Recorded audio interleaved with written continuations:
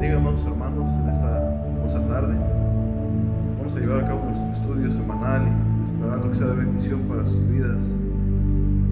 Seguiremos hablando acerca de la pasión del Señor Jesucristo, cómo Él entregó su vida en la cruz del Calvario, y mediante este estudio daremos seguimiento a lo que pasó en aquel día donde Él entregó su vida. Recordamos que Él padeció un sufrimiento que no quiso evadir, un sufrimiento en el cual Él pagó por cada uno de nosotros, y que cuando le quisieron dar algo a beber, mirra y vino, no quiso aceptarlo. Ahora vamos a hablar acerca de cuando repartieron sus vestidos. Dice la palabra del Señor: cuando los soldados romanos terminaron de crucificar a Jesús, se sentaron y echaron suerte sobre los vestidos de Jesús. A nosotros nos resulta muchas veces extraño que estos hombres pudieran tener a su lado al Señor Jesucristo muriendo y al mismo tiempo estuvieran repartiendo sus vestidos. Pero desgraciadamente este ejemplo que nosotros tenemos de indiferencia ante la muerte del Señor Jesús es muy común en nuestros días también. ¿Cuántos no tienen interés en el sacrificio del Señor Jesucristo? ¿Cuántos actúan de esa misma forma, indiferentes ante tal situación? Somos a veces como ese tipo de personas que estuvieron ahí, como los soldados romanos, que no tenían interés de lo que estaba pasando en la cruz del Calvario. Así que cada uno de nosotros tenemos que tener una seriedad cuando volteamos a ver lo que el sacrificio del Señor Jesús hizo en la cruz. El hecho de que el Señor Jesucristo muriera en la cruz por cada uno de nosotros, necesitamos verlo con especial atención, porque es el sacrificio que nos llevó a la salvación.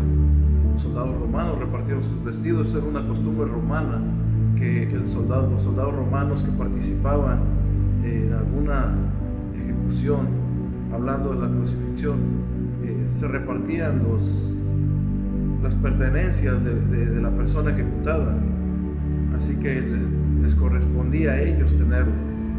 Y así estos hombres repartieron los vestidos del Señor. Realmente pues fue lo único terrenal que pudieron quedarse los soldados romanos con las pertenencias de Jesús. En cuanto al espiritual, pues no se quedó nada con ellos. Ellos cumplieron con hacer su trabajo, y también con esto se estaba cumpliendo la escritura donde dice que repartieron entre sí sus vestidos y que sobre su ropa habían echado suertes. Esto habla el libro de los Salmos, el capítulo 22, verso 18. Ahora hablaremos de un título que tuvo la cruz del Señor Jesucristo. El título escrito en esa cruz, ese letrero que pusieron, marcaba la causa por la cual el Señor Jesucristo estaba siendo crucificado. Y el nombre que tenía arriba era Rey de los Judíos.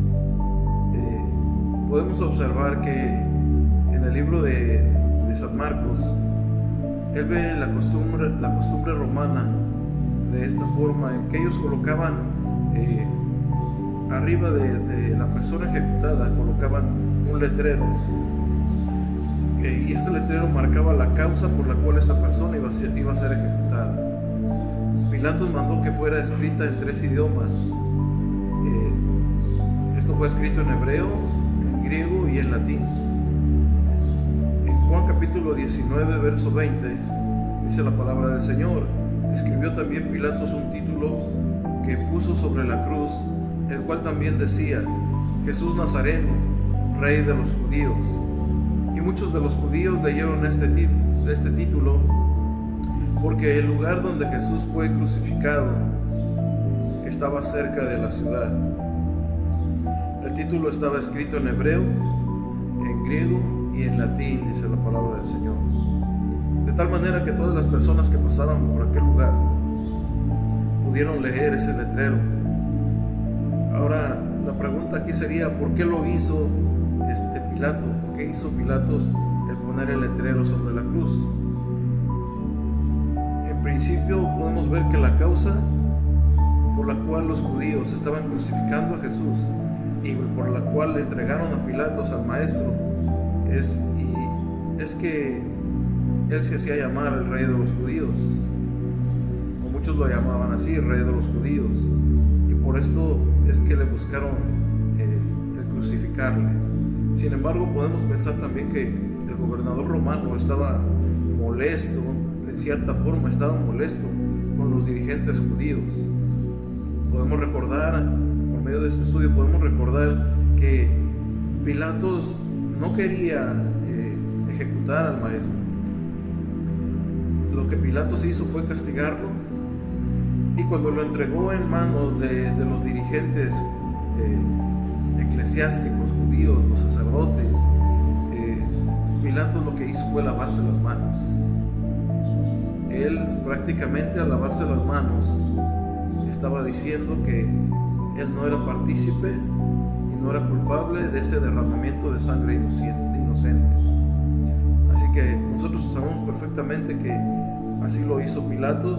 Él estaba molesto porque de esta forma estaban mandando a crucificar al Señor Jesús, pero sin una decisión propia, sin estar convencido de que él mereciera ese castigo. Así que él hizo escribir este título tal vez de una manera de venganza personal contra los judíos, expresando así, ¿verdad?, el cinismo tal vez de crucificar a su propio rey, que era lo que estaban haciendo los judíos. De este modo les estaba diciendo a los judíos que de alguna manera habían renunciado a sus esperanzas mesiánicas. De alguna manera estaban renunciando a que su Mesías llegara cuando el Mesías ya estaba ahí. Lo que sin duda era cierto es que este terrible suicidio que estaban haciendo los judíos no era, estoy hablando de suicidio, estaban suicidando de una forma espiritual, y de esta forma estaban suicidando espiritualmente a la nación de Israel.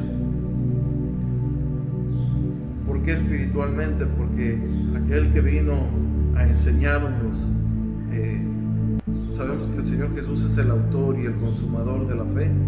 Sabemos que Él vino a dejarnos al Espíritu Santo. Así que cuando ellos no aceptaron a Jesús, no aceptaron su fe y no aceptaron al Espíritu Santo. Quiero leerles lo que dice Juan 19, 21 y 22. Dijeron a Pilato los principales sacerdotes de los judíos: no escribas rey de los judíos. Ellos no querían que escribiera ese título, no escribas rey de los judíos. Pero si en cambio dice la palabra del Señor que Pilatos dijo que lo que estaba escrito ahí, él ya lo había escrito. En cualquier caso, hermanos, no deja de ser ilógico que fuera una cruz el trono donde Jesús fue levantado y donde ahora Él atrae a la humanidad cuando se dan cuenta de lo que el Señor Jesús hizo por amor. Eso fue lo que el Señor Jesucristo hizo por cada uno de nosotros, y lo hizo por amor, hermano. No olvidemos que la cruz es un lugar donde los pecadores se acercan a Jesús. Nosotros somos reconciliados con Él por medio de la cruz, por medio del sacrificio en la cruz del Calvario. Es ahí donde también queda fuera toda duda del amor de Dios hacia nuestras vidas, donde queda fuera toda duda del amor de Dios por la humanidad, y que logra conquistar nuestros endurecidos corazones. La cruz es el punto de encuentro entre el hombre pecador y el Dios santo, y los corazones se convierten ahora en el lugar donde Cristo reina, y en la actualidad, hermano, es de ahí donde el Señor Jesucristo está obteniendo su soberanía y su reinado sobre nuestras vidas, en nuestro corazón.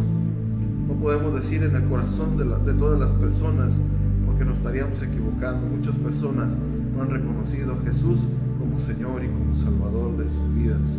Todos aquellos que lo hemos recibido, es el lugar donde el Señor Jesús gobierna en nuestros corazones. También dice la palabra del Señor que crucificaron al Señor Jesús en medio de dos ladrones. En aquel día había también otros dos presos, dice la palabra, donde ellos también fueron crucificados junto a Jesús. El libro de Marcos los describe como ladrones, la palabra que Juan utiliza para referirse a Barrabás también. En Juan capítulo 18, verso 40, podemos ver que cómo lo describe el apóstol Juan. Dice en Juan 18, versículo 40, entonces todos dieron voces de nuevo diciendo, no a este, sino a Barrabás, y Barrabás era ladrón. Así que tal vez podemos ver nosotros que Barrabás y tal vez los dos ladrones que se encontraban a los lados de Jesús eran unas personas que estaban combatiendo contra la resistencia, o que estaban haciendo resistencia contra los romanos, contra el poder romano. Barrabás era acusado, hermano, de un asesinato. Él había participado en motines, se amotinaba contra el gobierno romano, era lo que hacía Barrabás. Y posiblemente estos ladrones que estaban al costado de Jesús también hacían lo mismo que este hombre. Jesús, hermano, había caracterizado todo ministerio por contacto permanente con los pecadores, el punto de que los judíos menospreciaban diciendo que era amigo de los publicanos y de pecadores. El punto de Jesús era venir y centrarse sobre el pecador. Jesús vino, hermano, a dar su vida por aquellos que cometían faltas, por aquellos que cometían errores, porque Él decía que los enfermos eran los que tenían necesidad de médico, no los sanos.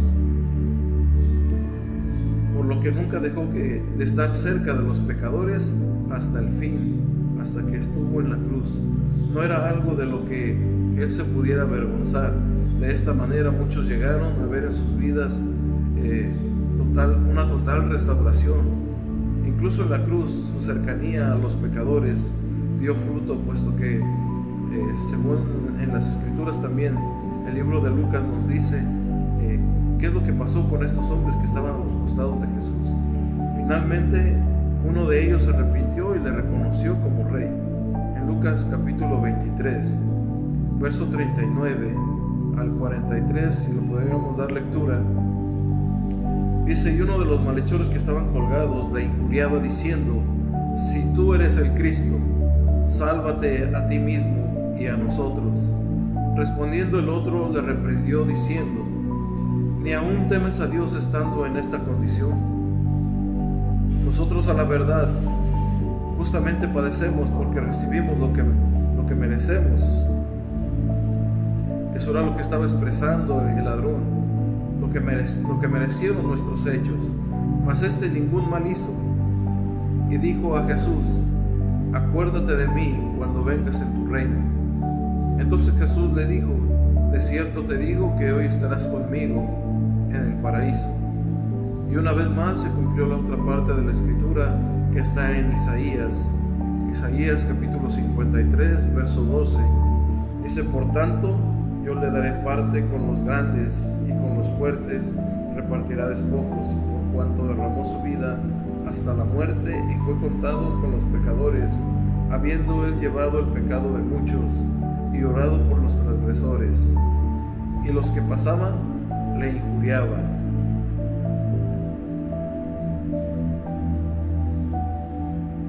A pesar de todas las injusticias, hermano, que había sufrido el Señor Jesús, llegó el momento donde los judíos todavía no parecían estar satisfechos de lo que estaban haciendo. Así que fueron hasta el lugar donde había sido crucificado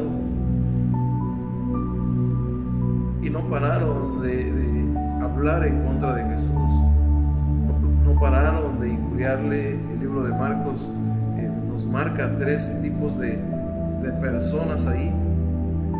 Los que pasaban, Marcos capítulo 15, verso 29, dice que los que pasaban le injuriaban, meneando la cabeza y diciendo, va, tú que derribas el templo de Dios y en 3 días lo reedificas.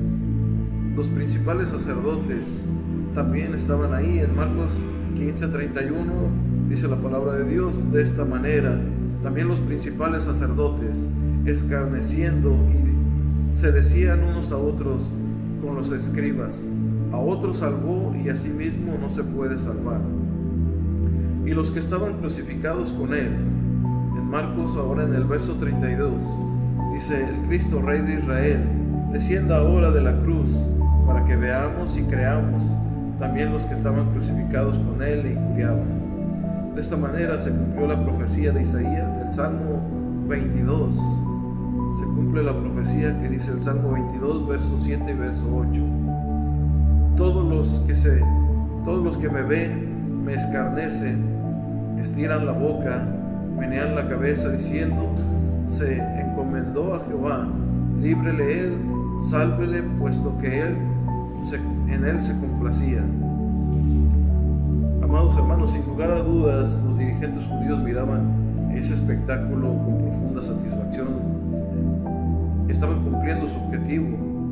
Habían logrado terminar con la vida de Jesús. Habían logrado, ¿verdad?, llevarlo a ese sacrificio. Habían logrado llevarlo a ser crucificado, y de esta manera lograron que fuera totalmente desacreditado como Mesías. Porque, como decía la ley, maldito todo aquel que es colgado en un madero.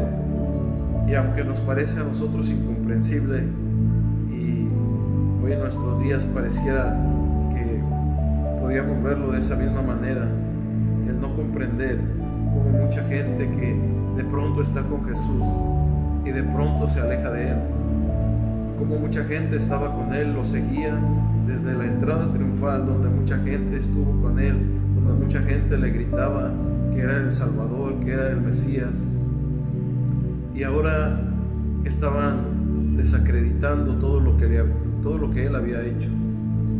Muchas veces nosotros en nuestras vidas hacemos lo mismo. Desacreditamos lo que Jesús hizo en nosotros y está haciendo en nosotros. Mucha gente se olvida de lo que el Señor hizo por ellos. Así que hasta hoy en la actualidad seguimos obrando de la misma manera. Parece que no pudiéramos comprender el por qué la gente se va, por qué la gente se aleja de Dios, por qué la gente desprecia el sacrificio de Jesús en la cruz, y aún conociendo lo que Él hizo. Veamos cuáles eran las injurias que decían estas personas. Y una de ellas era: tú que derribas el templo de Dios y en 3 días lo reedificas. Los que injuriaban a Jesús, hermanos, lo hacían usando las palabras del Señor Jesús, cuando Él dijo que Él podría derribar el templo y en 3 días lo iba a reedificar. Pero la palabra de Dios es clara, nos dice que Él estaba hablando del templo de nuestro cuerpo, no estaba hablando del templo material de la construcción. Así que estos se mofaban, hermano, estos se burlaban de lo que el Señor Jesús había dicho, expresando su desprecio y haciendo sentir una vez más la debilidad del Señor Jesús y el abandono. Pero eran incapaces de comprender que justo en ese momento ellos mismos estaban cumpliendo lo que Jesús realmente había predicho: destruid el templo y en 3 días lo levantaré. Es lo que dice Juan capítulo 2, verso 19. Respondiendo Jesús les dijo: destruid este templo y en 3 días lo levantaré. Ellos estaban destruyendo el templo de su cuerpo, al que Jesús había hecho referencia, y la resurrección sería en el momento en el que Dios lo levantaría, librándole de la muerte y mostrando al mundo que era su Hijo, aunque esto ocurriría 3 días después y no antes. Otros les decían: a otros salvó y a sí mismo no se puede salvar.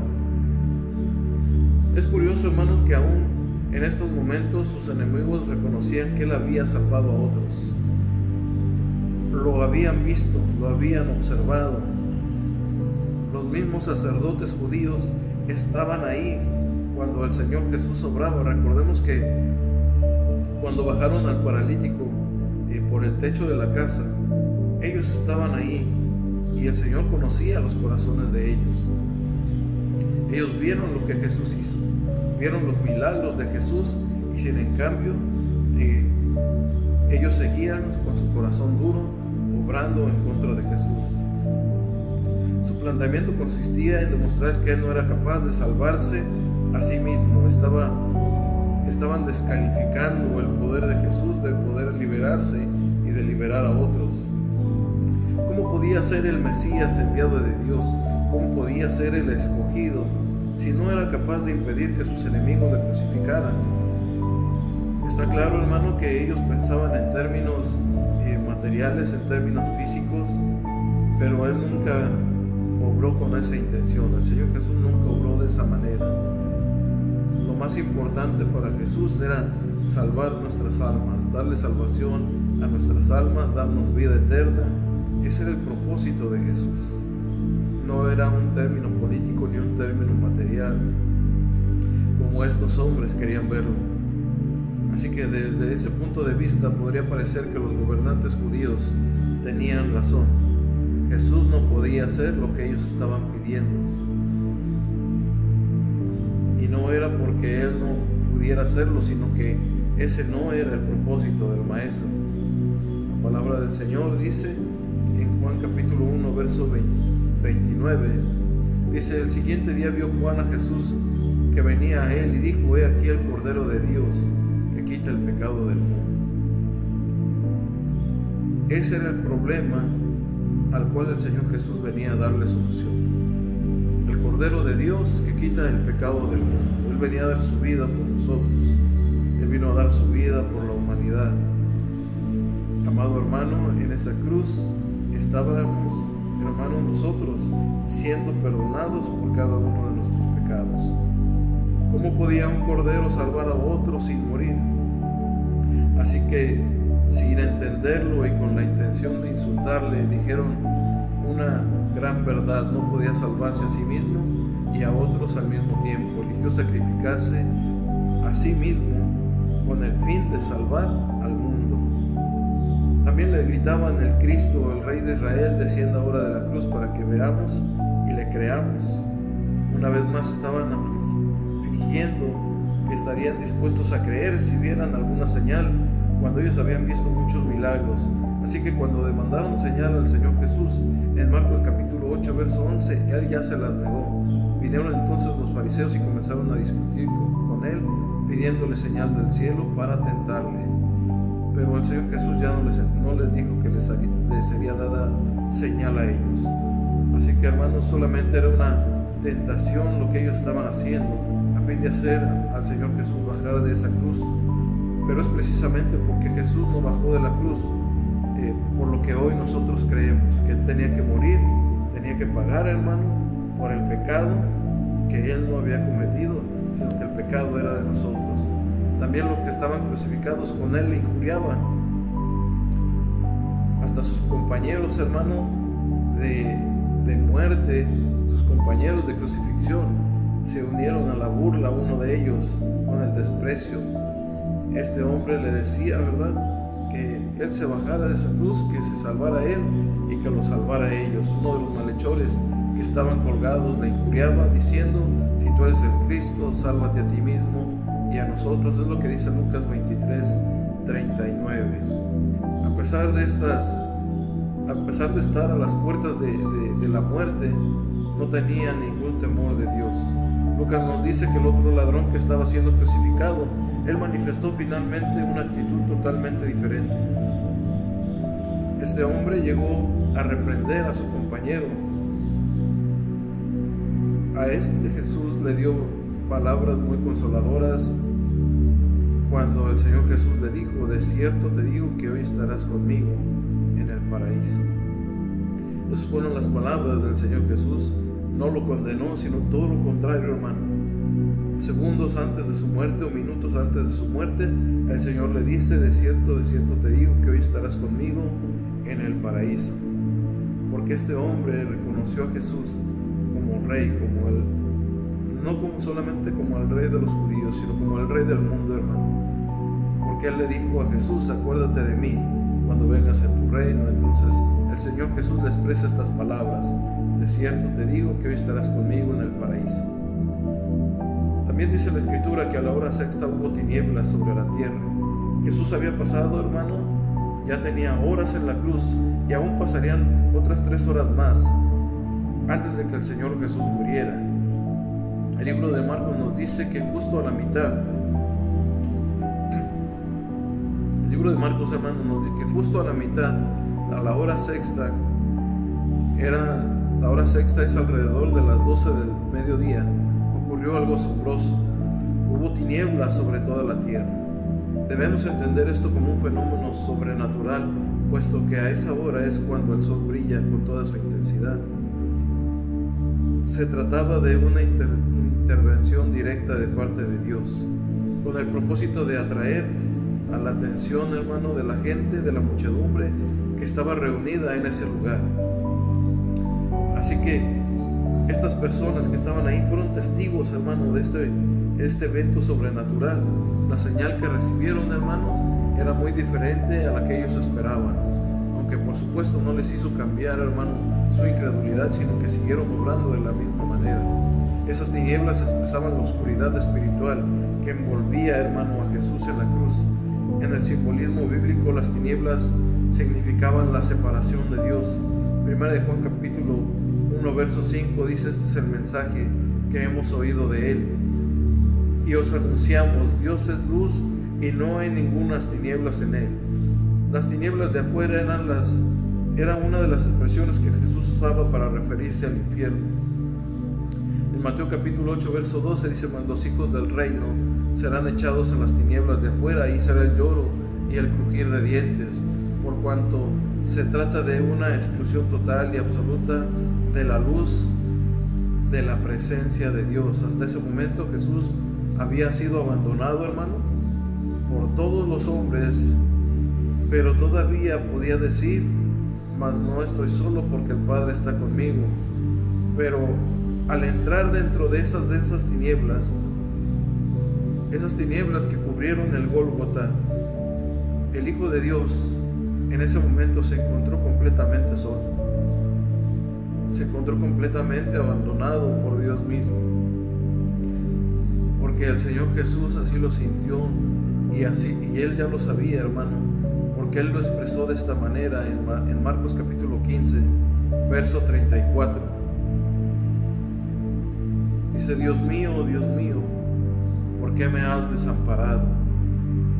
Y nosotros también nos preguntamos por qué Jesús fue desamparado de ese modo. ¿Por qué las tinieblas le separaron de su Padre? Todo indica que había una separación en ese momento entre Dios y Jesús, cuando Dios mismo, hermanos, en ese momento estaba juzgando el pecado de la humanidad y cargando, hermano, y poniendo toda la culpabilidad sobre su propio Hijo, hermano. Por eso hubo tinieblas, por eso hubo esa oscuridad, y por eso el Señor Jesús expresó esas palabras. Él se sentía solo, sentía que Dios lo había abandonado, porque ahora estaba cargando con el pecado de la humanidad, a que no conoció pecado por causa tuya y por causa mía, conoció pecado, hermano. En Isaías 59 verso 2 dice: pero vuestras iniquidades han hecho división entre vosotros y vuestro Dios, y vuestros pecados han hecho ocultar de vosotros su rostro para no oír. Las tinieblas nos enseñan la profunda gravedad del pecado a los ojos de Dios. Él prefiere no verlo, prefiere no observarlo, hermano, en la ejecución del Señor Jesús, porque Él estaba pagando por el pecado de todos. Y es como si hasta el mismo universo entendiera y se vistiera de luto al poner la oscuridad, hermano, en aquel lugar, para no presenciar aquella escena tan dramática, ese sufrimiento, hermano, por el cual el Señor Jesús estaba pasando. Dios mío, ¿por qué me has desamparado? De entre las tinieblas brotó ese grito desamparado de Jesús, que a su vez hacía eco con una cita en el Salmo 22, en la que describen gráficamente los sufrimientos, hermano, internos del Señor Jesús en su agonía, hermanos. El Salmo 22, verso 1 y 2 dice: Dios mío, ¿por qué me has desamparado? ¿Por qué estás tan lejos de mi salvación y de las palabras de mi clamor? Dios mío, clamo de día y no respondes, y de noche y no hay para mí reposo. Así que, hermanos, esperando en el Señor, ¿verdad?, que este estudio siga siendo de bendición para sus vidas.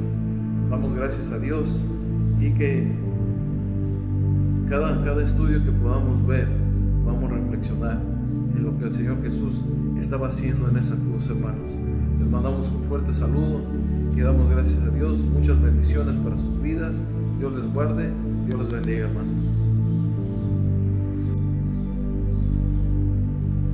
Amados hermanos, esperando que puedan escuchar también un canto por parte del grupo de la iglesia, en el cual habla acerca de la gracia de nuestro Señor Jesucristo, gracia sublime. Gracia sublime es la gracia de lo alto, eso es lo que significa, y por medio de esa gracia nosotros somos salvos. Cuando el Señor Jesús murió en la cruz del Calvario, abrió ese tiempo de gracia para ti y para mí. Que este canto también sea de bendición para la vida de cada uno de ustedes, y doy gracias también a los hermanos que nos están apoyando, hermano, para llevar a cabo este video. Que Dios los bendiga grandemente.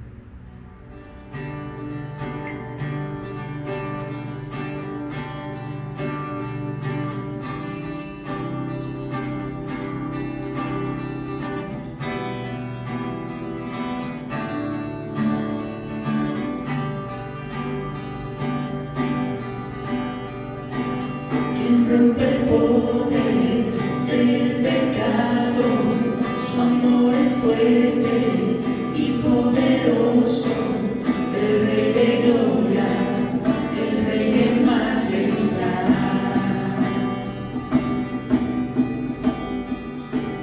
Conmueve el mundo con su estruendo y nos asombra con maravillas, el Rey